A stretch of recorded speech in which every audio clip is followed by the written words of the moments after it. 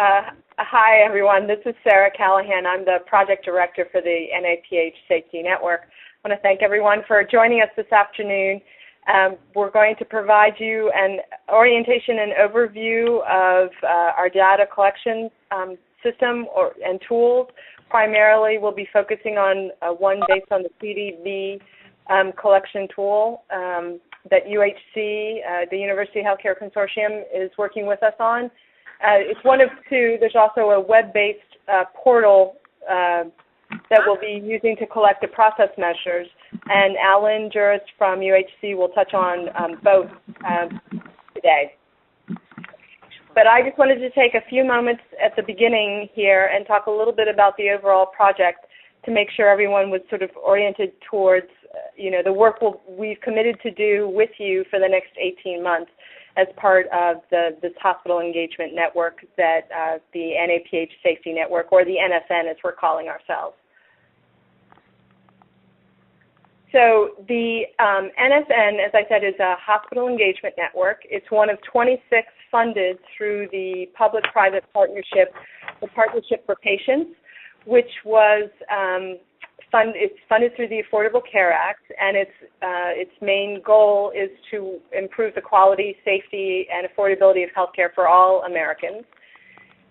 We are one of 26, as I said, and we are national in our scope. Some of the HENs are state-based, some are one large organization, but we have representative hospitals from across the U.S. The work of the HENs are engaged in their network of hospitals includes training, providing training opportunities and programs for those hospitals and technical assistance to achieve the Partnership for Patient goals, as well as establishing and implementing systems to track and monitor progress between now and the end of 2013. And that's what we're primarily going to be focused on today, talking about the system, our data collection systems. So the goal, the Partnership for Patients has laid out two very ambitious goals that we're all engaged in. And the first is decreasing hospital-acquired conditions in 9 areas by 40% by the end of 2013. And you can see on the slide the conditions we're talking about include infections, morbidity from immobility, including falls and pressure ulcers, and adverse events, adverse drug events, and obstetrical events. In addition, the sort of 10th focus is reducing preventable readmissions by 20%. In addition to looking across these 10 conditions as part of this effort, HENs are also engaged in looking at how you transform culture in hospitals to one of patient safety, and looking at governance issues and how they impact developing a success, and embedding ways to successfully reduce patient harm and improve patient care. Just so you know, there are close to 4,000 hospitals represented in the 26 HENs that are engaged in this work, as we are for the next 18 months. So we're poised to have a really huge impact on the overall health of the U.S., which is just a tremendous opportunity for all of us. On this next slide, you'll see just sort of who is in the safety network. This slide is perhaps a little out of date. We've had another hospital join us since this was put together, another hospital from the St. Luke's Health System. But that gives you a sense of who's in the network, as well as the next slide that sort of shows you with a map sort of where everyone is. So while we are not a particularly large network compared to some of the other HENs who have many hospitals in their network, we cover the nation, and I think we'll be able to offer, when this is all said and done, lessons learned that safety net providers and other hospitals can use. Our collaborative is made up of safety net providers, all of whom are NAPH members. And this particular contract, the hospital engagement contract that we have began last December, December 2011. And we've just completed our startup phase, and we're moving into the improvement phase, sort of the real important work, including this summer we're hosting 3 regional collaboratives that your hospitals are sending teams to help kick off the work. We'll be talking about all 10 conditions at these events. Concurrent with these events, we're holding leadership summits, so your CEOs and leaders from your organizations can participate along with their improvement teams, dealing with issues of governance and board engagement and leadership to support reducing patient harm and improving patient care. As part of this improvement phase, we'll be collecting information from all the hospitals in our network, which is what we'll be talking about primarily today. And this is important so we can track and monitor how well everyone's doing, but also to give you feedback back to your teams as well so they can see how they're progressing. We actually think, as I said, our hen is the one made of safety net providers, and we think it's quite valuable to bring together this network of colleagues who share, who deal with unique patient issues, serving the most vulnerable among us, and some resource constraints that aren't shared by hospitals that are participating in other hens. So we're hoping this network and the collaborative effort will be very useful to you as you're engaged in this work, not just with this project, but moving forward beyond the life of this project. So we have a website where there's a lot of information about the overall project, all the conditions. This is also where we'll be keeping you up to date. For example, all the measures that we'll be collecting on, both outcome and process measures and the specifications. All the information that Alan will be talking about today will be available there. So you can see it on the slide. The web address is tc.nphhi.org. So it might be worthwhile bookmarking since it'll be a place for resources and tools, and maybe a place you can get questions answered. It's also will have all the contact information for the staff here at NSN in case you ever have a question. You can reach out to one of us. I think that sort of concludes my overview of the overall project and what we're aiming for, the 40% reduction in hospital-acquired conditions, a 20% reduction in preventable readmissions. So before I turn it over to Alan, I'll just stop and see if there are any questions folks have about the overall project.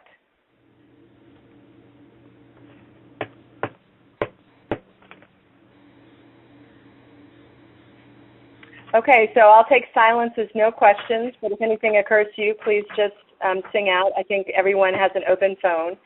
And I will turn this over to you, Alan. Thank you, Sarah. Hi, everyone. My name is Alan Juris, and I'm the Director of Data Services at UHC.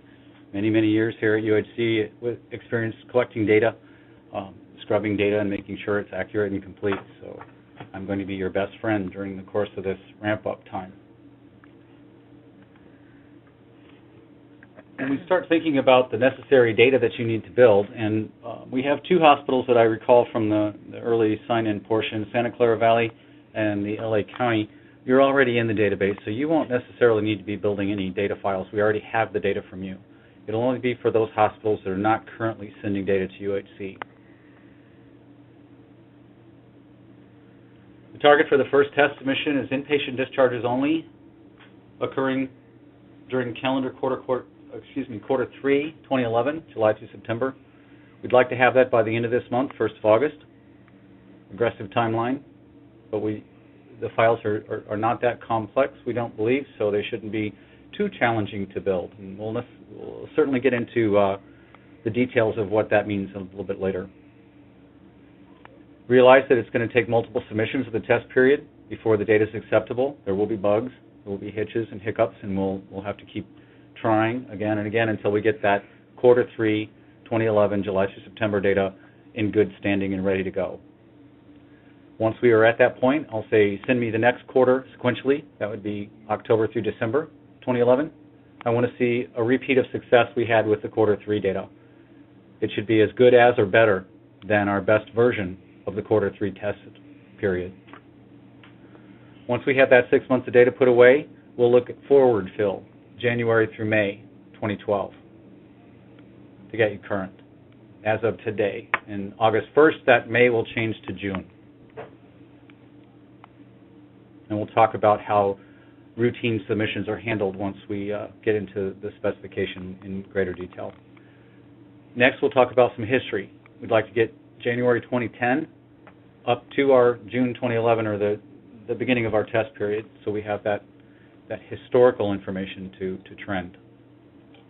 And then again, routine submissions will commence thereafter. If you don't have a login for UHC, you'll need to get one. It's important that we have your BAA fully executed, and we always like to use acronyms at UHC, and I think NAPH has got a few favorites too. BAA is a Business Associate Agreement. It's something that your hospital, probably Chief Privacy Officer or legal counsel, need to sign in addition to legal counsel from UHC. It protects us as we pass the patient-level data back and forth. So once that BAA is fully executed, you'll visit our website, uhc.edu, and I've got an arrow pointing to need a login. As you can see here. Click that, and there'll be a fairly short form for you to fill out, defining who you are, giving us your contact information, et cetera, et cetera.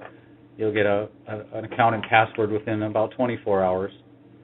Once you have that account and password, you'll log into UHC, hold your cursor over the Measure Performance gray bar, you'll get a drop-down, come down to Clinical Data Quality. There'll be a pop-out to the right. You don't want to pick that. If you do, you'll go into the Data Quality Reports, which eventually you'll want to do, but not right away. You have to do some setup first. And to get to the setup tools, they're on the Data Quality Reports homepage. So you click the first drop-down selection there, Clinical Data Quality. Once you're on the Data Quality Report homepage, you'll see UHC Secure Channel and the reference guide. You'll need to take both of those down and install the UHC Secure Channel. Be sure and read the reference manual. There are some stipulations that you must follow. It doesn't work through a proxy server, for example, so there are ports and IP addresses that you need to give to your security team to allow them to punch a hole in the firewall to let this work. There are no other options. You have to use the secure channel in order to get the data to UHC.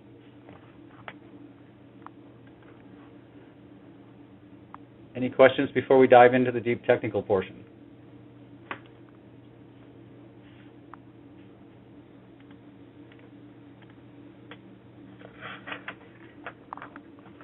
Okay. We will share with you this spreadsheet that's on screen now. Let me enlarge that just a bit. You can all see it. Basically what we're looking at here is a spreadsheet version of the technical specification manual.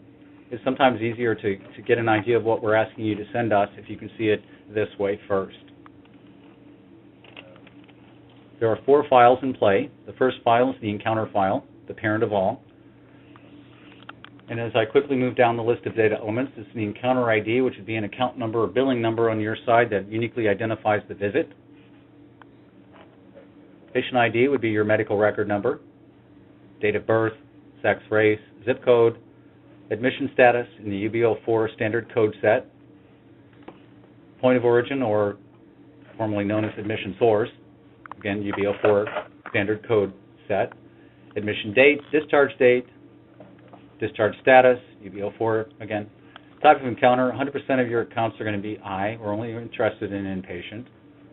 Birth weight for neonates, any admission less than or equal to 29 days, we need a birth weight. Actual birth weight, not weight at admission, but actual birth weight. Can be a challenge for transfer babies or babies that are born at your hospital and are readmitted. It is a very, very important element. ICU days, total number of days spent in an ICU bed, not to include step-down or intermediate, just the true ICU.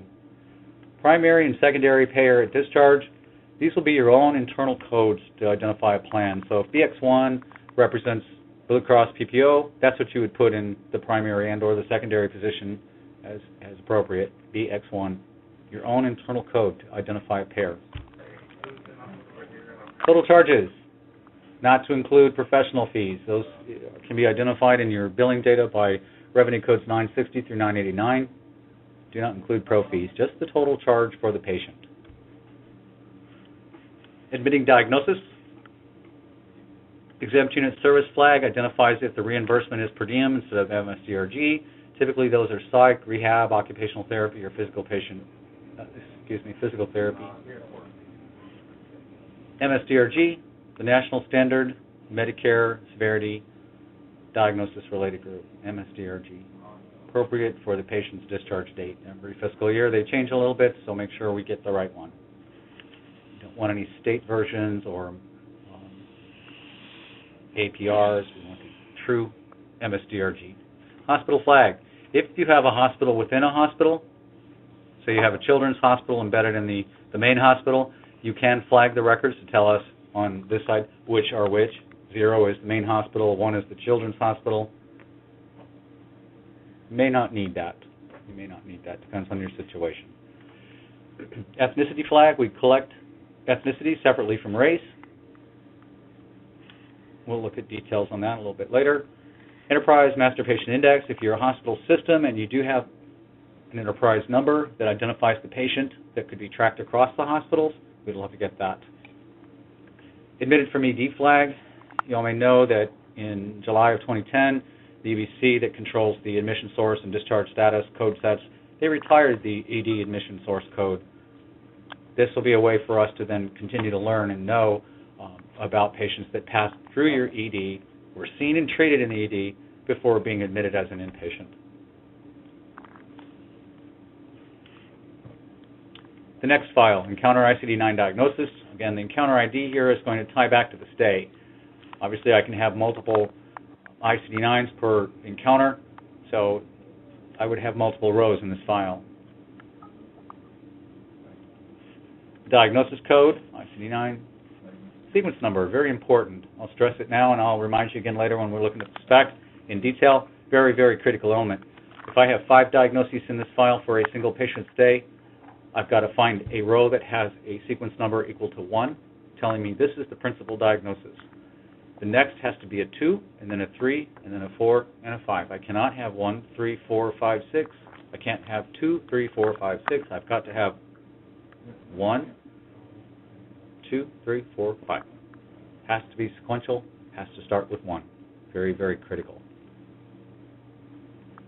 Present on admission indicator.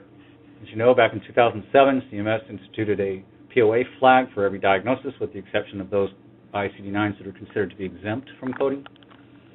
So we're looking for that POA flag. For every diagnosis, I need a POA flag value. If you identify your exempt diagnoses by blank, we'd like to see an E in that. We want you to implicitly tell us this code is exempt, rather than a blank, which could be it was missed, or it might be exempt. So it's better to give me an E. Encounter ICD-9 procedure. Again, the encounter ID to tie back to the stay. I can have multiple procedures in here. Actually, I may not have any procedures.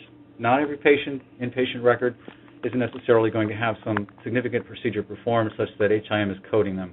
They may have tests like CAT scans, ultrasounds, etc. Those are not typically coded by HIM, so it's entirely possible that I'll have encounters in the encounter file that have, hopefully, diagnoses. But sometimes they actually have records that don't. But typically speaking, you will see a diagnosis, at least one for every single inpatient stay. Procedures are a little different. We expect anywhere from 35 up to 35% of the encounters will not have any procedures reported. My fingers are in the air, making the little quote signs, reported. That's the key word. Doesn't mean nothing was done, just that nothing significant was done. If that's the case, you don't have to make an entry in this file. In fact, it'll be a fatal error if you do. If you give me encounter ID and no ICD-9 procedure or sequence number or date, it's a fatal error. So if there are no procedures to report, don't make an entry in the file. Just fill it up with those patients that had procedures to report, at least one. The other elements of the file is ICD-9 procedure code, sequence number, very much like the diagnosis. Sequence number has to start with 1 and +1 until you exhaust the available codes to send. Date of procedure, the last element of the file. Payer master. This is how I'm going to understand what BX1 means in the encounter file when you tell me that that is the payer, principal payer for a patient's stay. I'm going to find it in here. I have to find it in here. For every entry I have in principal and secondary payer, I need a supporting entry in this master file. Second data element in that file is a plan name. So in the example I gave, it would be Blue Cross PPO. Payer segment and payer product line are two UHC values that we created. Examples of segments are like Medicare, Medicaid, workman's comp, commercial. Those will need to be mapped. I'm ready to help you with that. All I need is a spreadsheet from you that has a list of your payer ID and payer plan name. And if you can include something like a financial class, that's very helpful as well. It can help me understand product lines, which are HMO, PPO, POS, traditional for Medicare, Medicaid, indemnity for commercial. And we'll look at some examples of that in greater detail here as we get into the spec. So now that you've got a kind of a high-level picture of what the files contain, I think it's helpful to see a diagram of how they relate. So you've got the encounter file sitting in the nucleus. It's the parent of all, patient demographics, and then you've got the diagnoses up to 99 per visit you can send me. You code that high. Procedures, same thing, up to 99, and then the payer master. Okay. There is an introduction here that you should read. Talks a little bit about why we're doing this. Sarah's given us great background on the purpose of this NAPH project. Support, you'll find my contact information here, right in the manual, should you need it. Security and confidentiality, we're very, very, very keen on security here at UHC. If you have any questions or need to consult with us on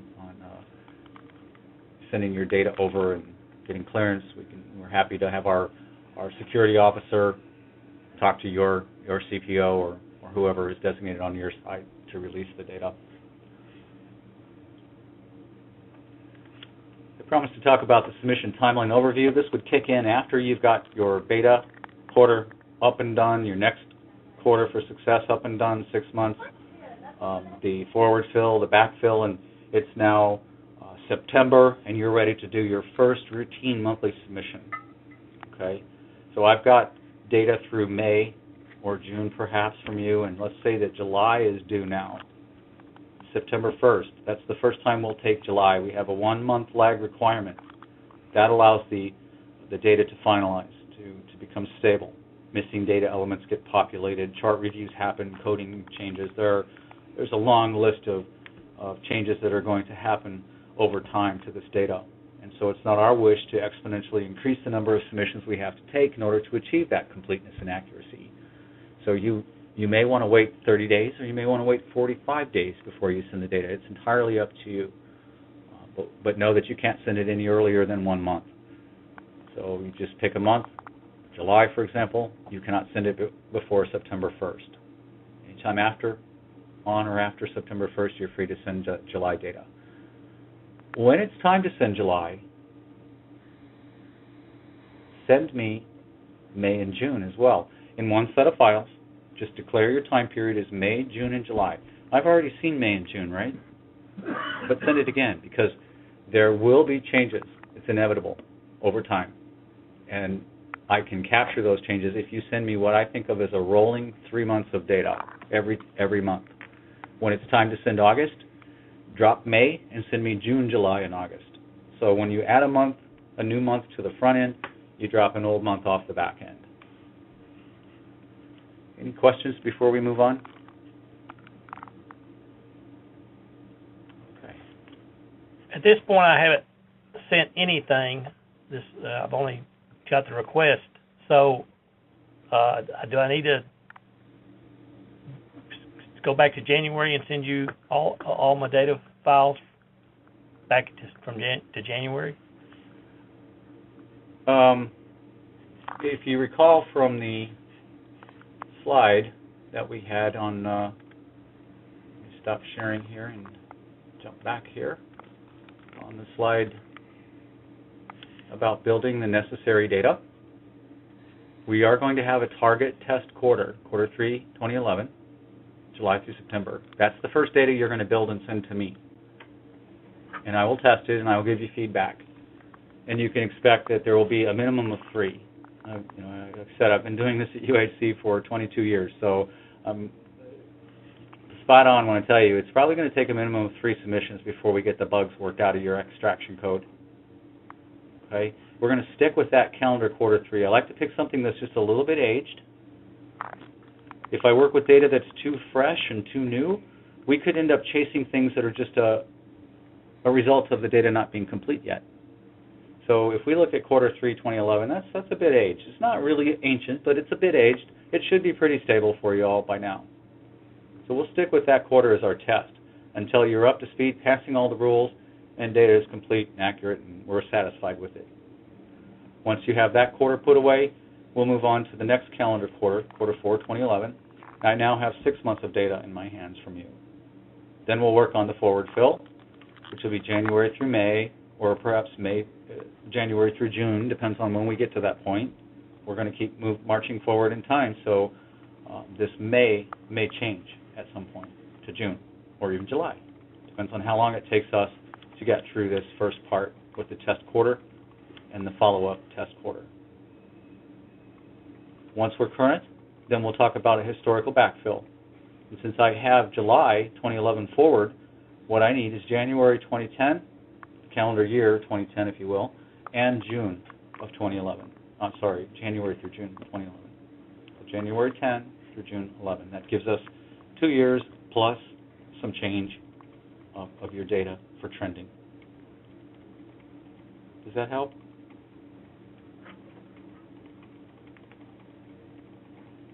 I think Did so. I lose you?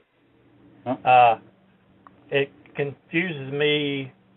It says the quarter 3, 2011, and you want that on July the 26th, 2012. Uh-huh.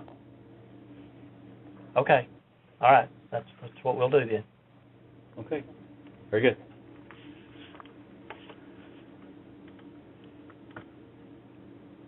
Okay.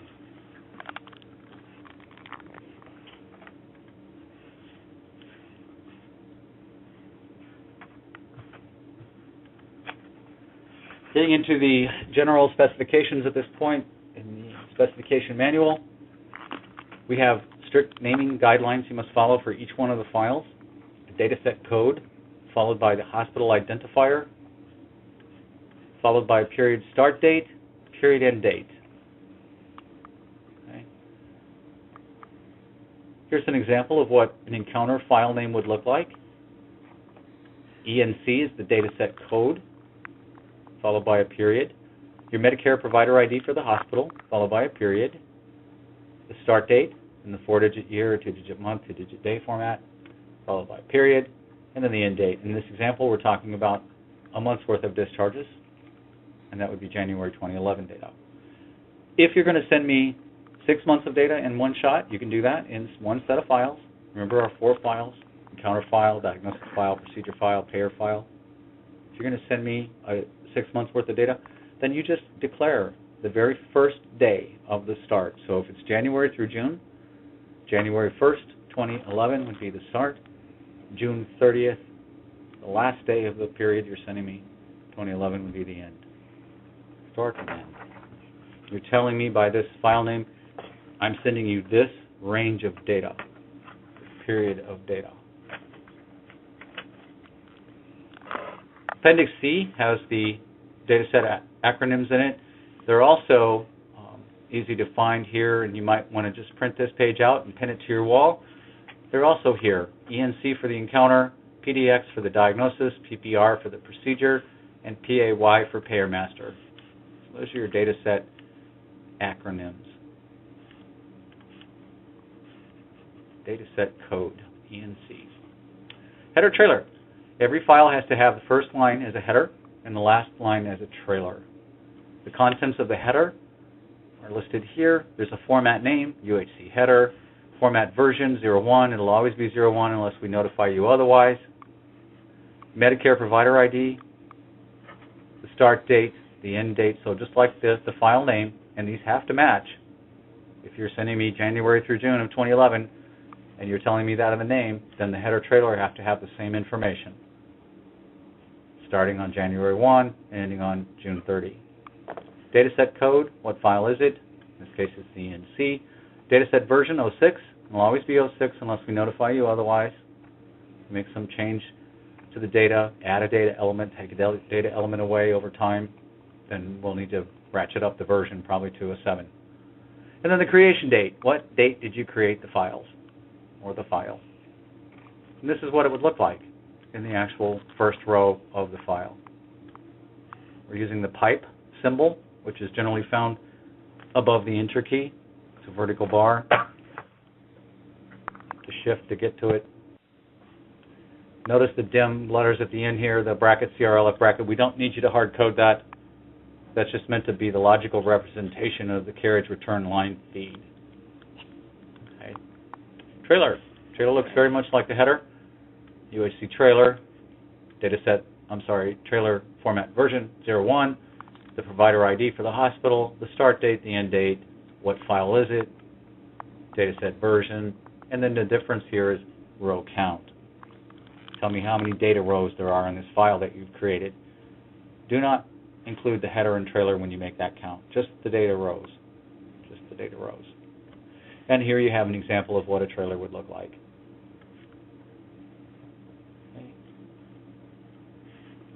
Next section talks about the pipe, ANSI code 0124, the pipe character. Again, generally speaking, it's found above the enter key on a standard keyboard. That is the delimiter of choice. We've got an example here of what that looks like. Important thing to note here in this section is that there is no pipe that starts a row. There is no pipe that ends a row. The pipes only occur between the data elements. Okay, no pipe to start a row, no pipe to end a row, only between the data elements. When you have a field that you don't have a value for, gender, sex is a good example. We have two values in the spec for sex. One is male, two is female. There is no value for unknown, undetermined. Only one or two are valid entries in that field. If gender is not available at the time you pull the data, just squeeze the pipes together. So what that means is if we pretend that field 2 here is sex for the patient, there will be nothing. This pipe that separates field 2 and field 3 will just come right after the pipe that separates field 1 and 2. I will know by seeing two pipes in a row that you don't have a value for that field, but you're maintaining the integrity of the number of columns of data in every row. We'll see a little bit more about what that means here in just a shake. Dataset details. We have a little section here that talks about how the manual is laid out. There's a definition. If applicable, I will give you the UBO forename, field locator number, if you will. Same if you're using 837I, I'll give you the data loop ID, the data element, and data segment IDs. That's meant just to help as a directional pointer. So if you're already pulling data and populating these for the claim form, then you'll know where to go to get the same data element I want. Handling.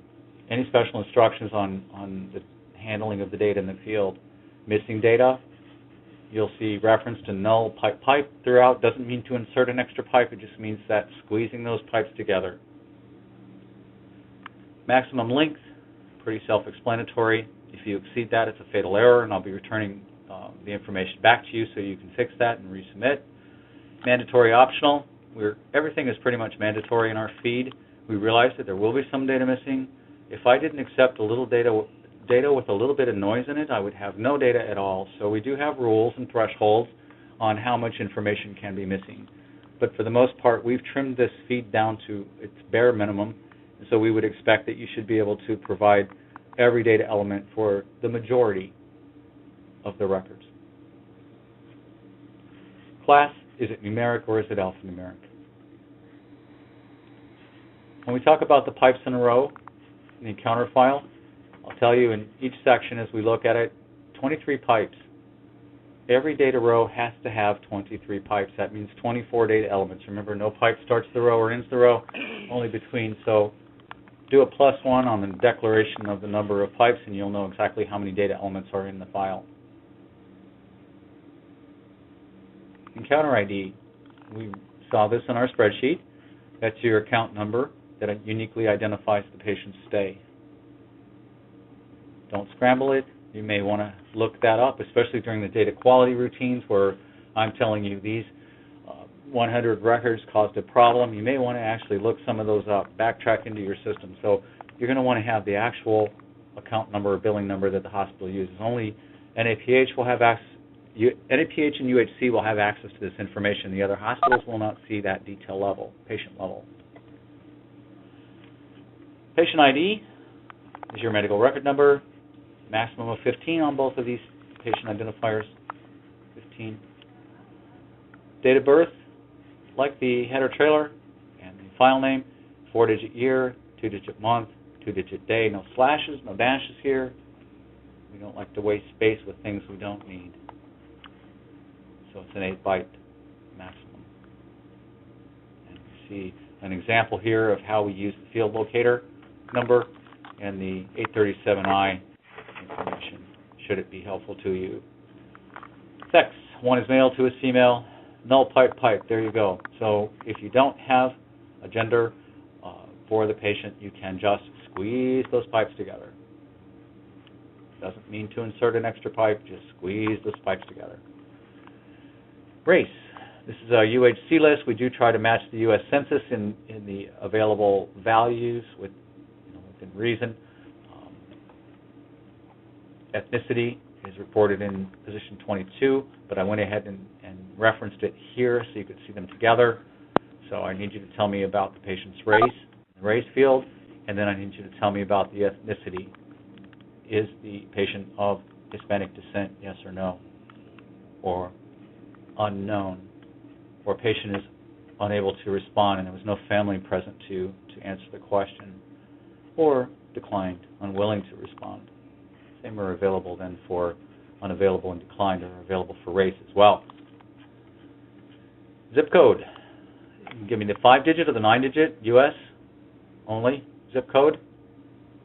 If you give me the 9-digit, I don't need a space between the first 5 and the last 4, or a dash or anything. Just give me 9 sequential digits. Only U.S. If the zip code is for whatever reason unknown, you can give me 9 X's.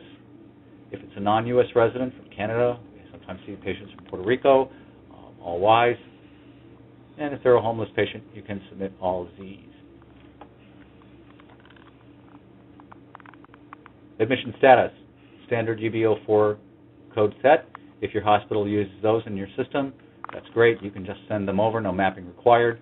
However, if you're using a system code set or a homegrown code set, you will need to map to these values. Same thing is true with point of origin. Standard UB04 code set, mapping required if you're not already using them. If you need help with any of the mappings, again, I can certainly assist with that. All I need is a spreadsheet list of the values, code values, and descriptions that you maintain in your system. And I'll return back to you the mappings, correlations to these UB04s. And you'll, of course, need to build a translation table on your side so that when you build the files for UHC, I have these values in the file. Admission date, standard customary UHC format, no slashes, no dashes. Discharge date, same thing. Patient status, again, it's a UB04 standard code set list. Mapping required if you're not using that in your system, readily available to you. Type of encounter, 100% of these records are going to all be I for inpatient. Birth weight for neonates. Any admission less than 29 days. ICU days, total whole number of days the patient spent in ICU, not to include step down. I've referenced the UB04 revenue codes for the billing data, if that's how you need to calculate this, from the time that, or the charges, if you will. Generally, there's a charge for every day. Don't include revenue codes 206, 214. Those are step down intermediate care. We don't want those in here. We want only the true ICU. It's all about level of care. All about level of care. How many days in total whole numbers. Primary payer and secondary payer, I think we spent enough time on that during the spreadsheet. Again, it's your own internal code for identifying a payer responsible for covering the charges. Total charges. This is one of those fields that's an exception to the rule of squeeze the pipes together. Every single data row in the encounter file has to have a decimal in this field. If charges are not available at the time of the pull, otherwise unknown, just put a decimal point between the pipes. Remember, every row has to have a decimal, even for whole dollars. If the total charge is $25,592, I need to see 2592, period. Got to have that decimal. The 00 cents position, it's not entirely necessary that you provide that if it's a whole dollar charge, but I do have to have that decimal. If there is a situation where there is no charge for the patient's stay, that would be represented by 0.00. Okay. Got to have a decimal in that field. Fatal error. Admitting diagnosis. Unlike that charge field we just looked at, I don't need the decimal here. I know where it belongs. Between the third and fourth position, except for E codes, where it's between the fourth and fifth. If there are multiple admitting diagnoses present, pick the first one. Pick the first one. Exempt unit service flag. We talked about that in the spreadsheet. Psych, rehab, PTOT.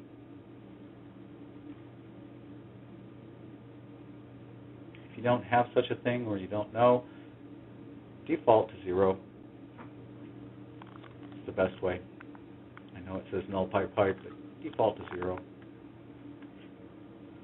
Ms-Drg, Standard Medicare Severity Diagnosis Related Group. One appropriate for the patient's discharge date. They change every fiscal year, every October, new set. Hospital flag, you may or may not need that, as we talked about before. If you have a hospital within a hospital and have some need for the ability for UHC or NAPH to segregate this data, then that would be a good thing to have. So if you do need to use this, please let me know so I can document meaning, talk about how to do it. Ethnicity, we talked about that when we looked at race. EMPI, pretty self-explanatory. A lot of different names for that value, but we chose to call it the EMPI. It rolls off the tongue so nicely. Admitted from ED flag, again, if there was a pass through the ED prior to the inpatient admission, something was done to them, they lingered, they stayed, they were stabilized, and then admitted, that would be a 1 in this field. 1 is yes, 0 is no. Okay.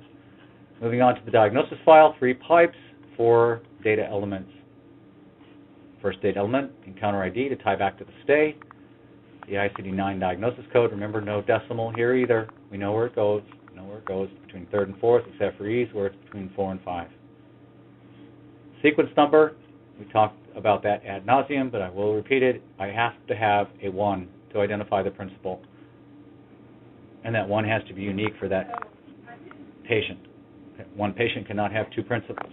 So if they have 5 diagnoses, it has to be 1, 2, 3, 4, 5. And I promise I'll stop there.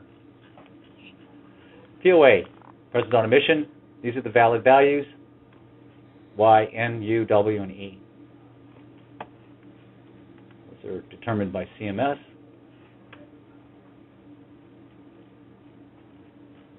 Moving on to the Encounter ICD-9 procedure file, 3 pipes, 4 data elements, Encounter ID, tie back to the stay.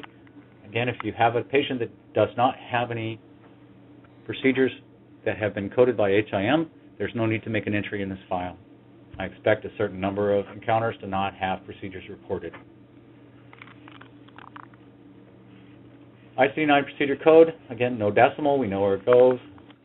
Sequence number, you know the story and the song and drill on that one. Fatal error. Date of ICD-9 procedure, standard format, no slashes, no dashes. And now we come to the payer master file. 3 pipes, 4 data elements, payer ID, your own internal code. For every hospital code I find in the patient's record and principal and secondary payer position, I have to have a supporting entry in this file. Payer plan name,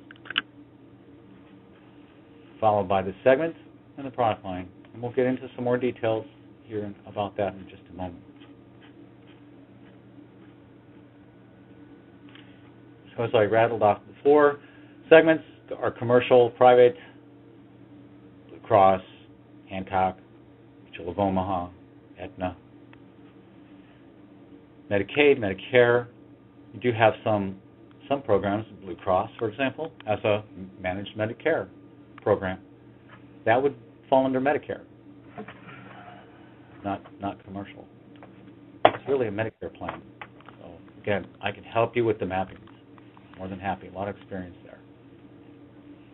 I may need to hook up with somebody on your contract management side or in finance to help understand what a plan code is. Even if you give me a financial class, sometimes it's still a bit elusive. Generally, the segment's pretty easy to determine. As you can see as I'm scrolling through here, it's the product line that can sometimes challenge on what the details are of that plan, what are the nuances. We have one product line that covers the traditional for Medicare Medicaid, and then it shares with the indemnity for your commercial plans. It's kind of the same thing, it's just that one's private, one's government. We have different flavors of managed care, HMO, PPO, POS, EPO.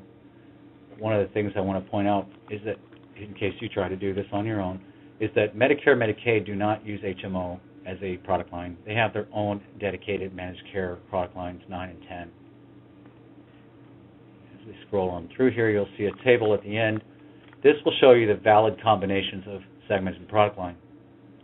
In other words, not every segment will combine with every product line. For example, TRICARE, your military, don't combine it with commercial private. It doesn't make sense.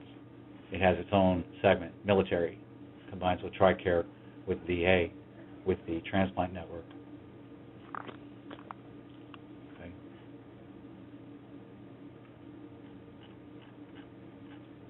And Appendix C, the data set names. Again, those are also found in the relationship diagram, so you may find that to be a better source of that information.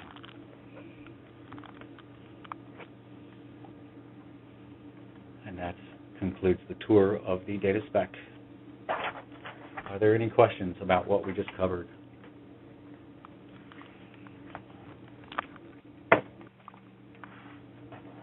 Take that as a no. I'd like to show you now the what we're calling the web portal. Chance to log in here.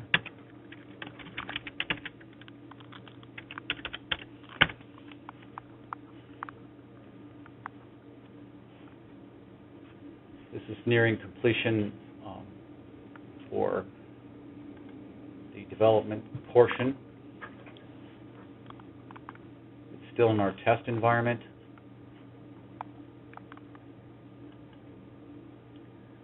I will show you how to use this tool. There will be hands-on training at a later date.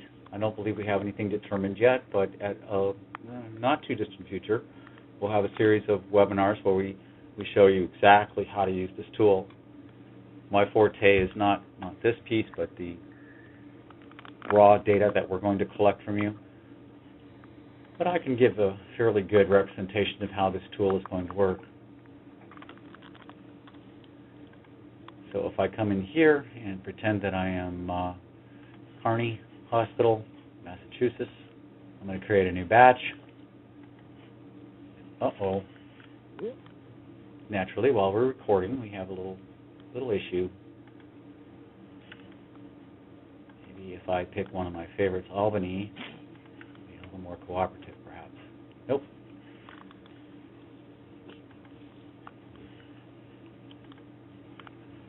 Entirely possible that the guys downstairs in TS are hacking away at this thing as we speak. So let me put you on pause for a moment, and I can get a document that has some screenshots. It's not as fun as the interactive tool, but it will serve the purpose.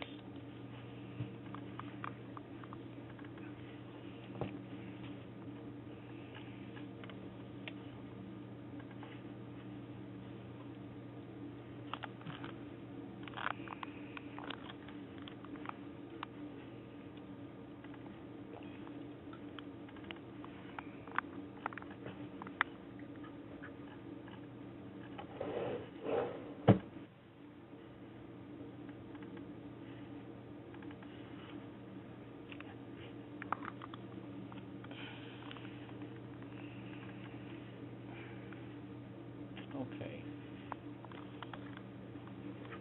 Let me adjust the view here on this document.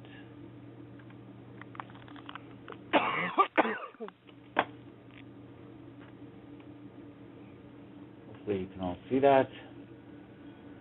So where I started here was I came in, and by your login we'll know what hospital you're affiliated with, so you won't have to make that selection unless you're responsible for entering data for multiple hospitals, in which case you will toggle between each hospital as you upload your information.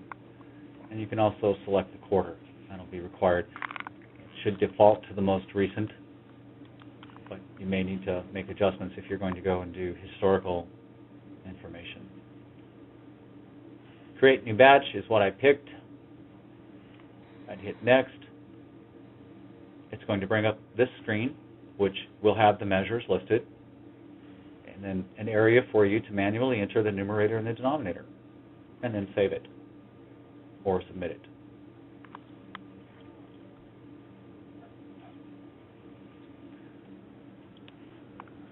There's an opportunity for you to approve or reject a batch. Approve it if it seems to be accurate, so it's like a safety check. And again, you will get formal training on this. We're not expecting you to leave this webcast and know how to use this tool inherently. Some of the reports that are going to be available are here. Get some nice visuals. Target, observed. So this one's above target. Not good. Even though you are seeing hospital names here, trust me, folks, this is not real data. We're not throwing University of Alabama under the bus here. It's fake data. Real hospitals, but fake data. And here's another view, an aggregate summary. You will have aggregate numbers to compare to and benchmark.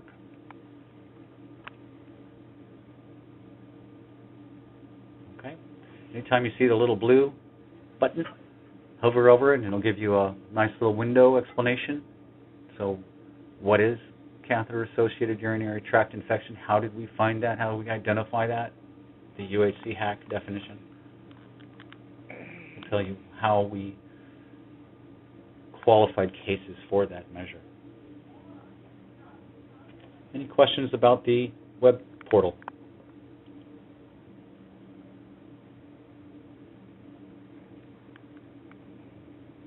Okay. Sorry, the interactive session didn't quite work for us.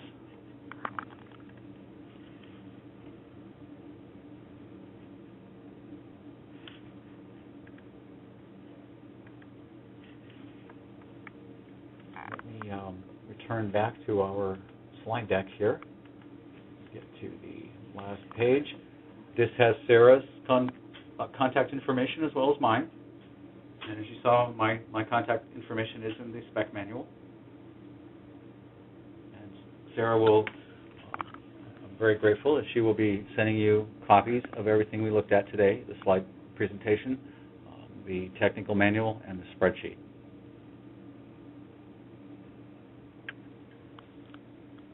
Yes, this is Sarah again. It would be great if folks could send me a quick email, and I will respond to it to make sure it gets directly to the right person at the right email.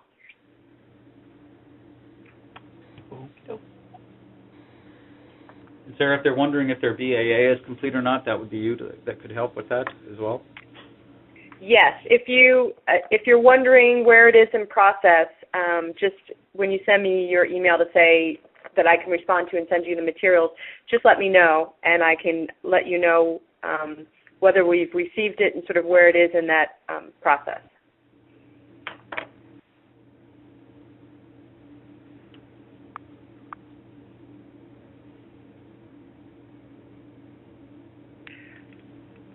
Okay. Were there any questions for either Alan or me?